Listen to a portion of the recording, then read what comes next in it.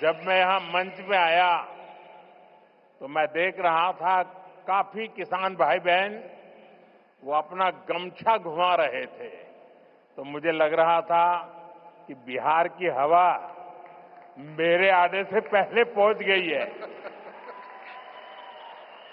நான் இங்கே மேடையிலே வந்தபோது பல விவசாய வேளாண் குடிமக்கள் தங்களுடைய மேல் துண்டை அவர்கள் சுழற்றிக் கொண்டிருந்தார்கள். பீகாருடைய காற்று இங்கேயும் வீசுகிறதோ என்று என் மனம் அவாவியது.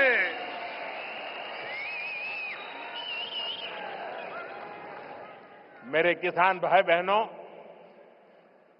कोयम्बटूर की इस पावन धरती पर सबसे पहले मैं मरुदमलई के भगवान मुरुगन को प्रणाम करता हूं।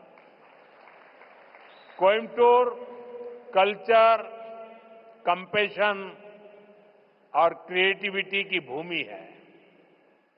ये शहर अपनी दक्षिण भारत की उद्यम शक्ति का पावर सेंटर है।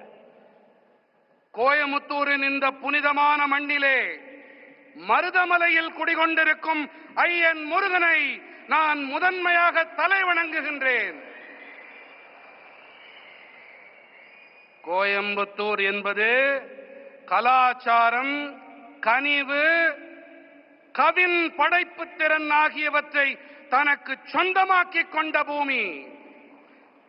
இந்த நகரமானது தென் பாரதத்தின் தொழில் முனைவு ஆற்றலின் சக்தி பீடம்.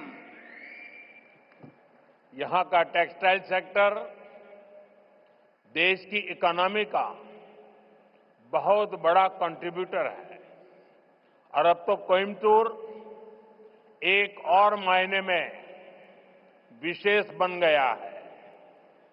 यहां के भूतपूर्व सांसद सीपी राधाकृष्णन जी अब उपराष्ट्रपति के तौर पर हम सबका मार्गदर्शन कर रहे हैं.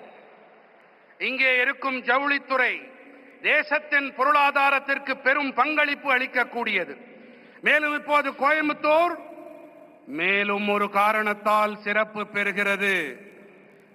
இங்கே நாடாளுமன்ற உறுப்பினராக இருந்த சிபி ராதாகிருஷ்ணன் அவர்கள் இப்போது துணை குடியரசுத் தலைவராக நம் அனைவருக்கும் வழிகாட்டிக் கொண்டிருக்கின்றார்.